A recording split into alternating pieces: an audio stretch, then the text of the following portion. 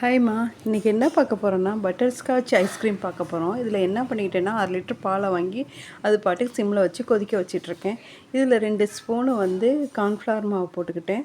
அப்புறம் வீட்டில் Complan powder பட்டர்ஸ்காட்சு ஆக்சுவலாக பாதாம் மாதிரி இது பிஸ்தா பவுட்ரு இருந்துச்சு. அதை ஒரு 3-4 ஸ்பூன் போட்டுக்கிட்டேன். அதுலேயே கலரிங் ஏஜென்ட்டு எல்லாமே இருந்தது. அதனால் உள்ளே போட்டு நல்லா விஸ்கில் போட்டு அடிச்சுக்கிட்டு இருக்கேன். அடிச்சுட்டு இந்த முந்திரி பருப்பு கொஞ்சம் எடுத்து வச்சுட்டு நல்லா சுண்டுனதுக்கப்புறம், ஏன்னா அப்போ தான் ஒரு டேஸ்ட் வரும். அப்போ நீங்கள் நமக்கு தேவையான சர்க்கரையை ஆட் பண்ணிக்கலாம். ஆட் பண்ணி நல்லா கொதிக்க விடலாம். விட்டதுக்கப்புறம் ஓரளவு நல்லா திக்கானதுக்கப்புறம் திருப்பி என்ன பண்ணலாம், இதை எடுத்து நம்ம ரெடியான ஏற்கனவே வச்சுருக்கோம் இல்லைங்க, கார்ன்ஃப்ளவர் மாவும் பட்டர்ஸ்காட்ச் மிக்ஸியும் கலந்ததை அதை இதில் எடுத்து ஊற்றிடணும். பாருங்கள், கலக்கி வச்சுருக்கேன்னா அதுலேயே ஏற்கனவே பிஸ்தா இதெல்லாம் இருக்கிறது. நான் இதுக்காக தனியாக எதுவும் ரெடி பண்ணலை, ஒரு ஏலக்காய் கூட போடலை.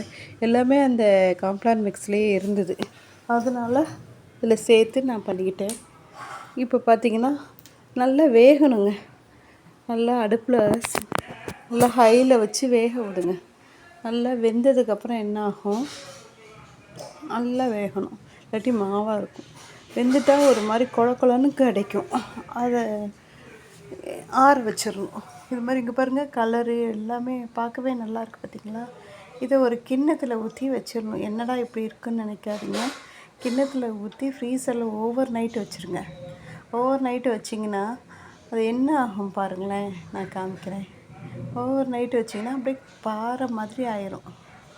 அது என்ன பண்ணணும், காலையிலேக்கு எடுத்து மிக்சியில் நல்லா ஓட்ட விட்டு ஒரு பாக்ஸில் எடுத்து வைக்கிறேன். பாருங்கள், இங்கே பாருங்கள், பாக்ஸில் ட்ரான்ஸ்ஃபர் பண்ணிட்டேன்.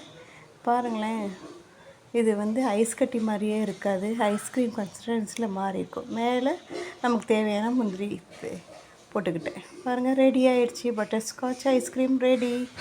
இது எவ்வளோ தெரியுங்களா செலவு? வெறும் 25, ஒரு 50 கூட இல்லைங்க. வீட்டில் இருக்கிறத வச்சு பண்ணியாச்சு.